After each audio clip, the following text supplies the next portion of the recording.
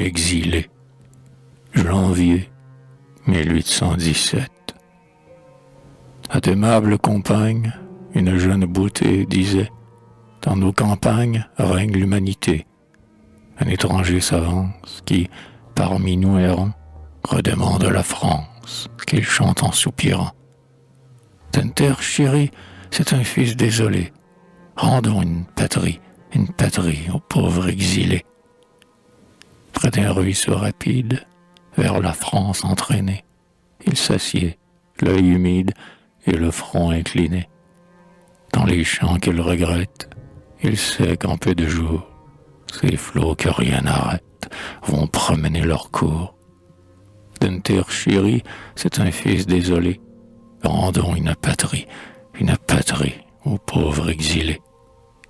Quand sa mère, peut-être, implorant son retour, tombe aux genoux d'un maître que touche son amour, trahi par la victoire, c'est proscrit dans nos bois, inquiet de sa gloire, fuit la haine des rois. D'une terre chérie, c'est un fils désolé. Rendons une patrie aux pauvres exilés. De rivage en rivage, que sert de le bannir? Partout de son courage, il trouve un souvenir. Sur nos bords, par la guerre, tant de fois envahi, son sang même a naguère coulé pour son pays.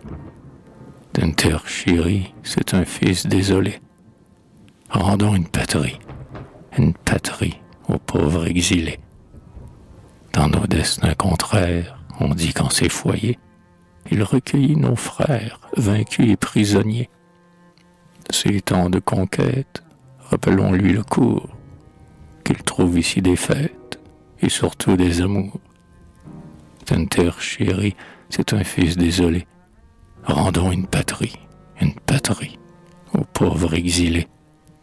Si notre accueil le touche, si, par nous abrité, il s'endort sur la couche de l'hospitalité, que par nos voix légères ce Français réveillé, sous le toit de ses pères, croit avoir sommeillé. D'une terre chérie, c'est un fils désolé. Rendons une patrie aux pauvres exilés.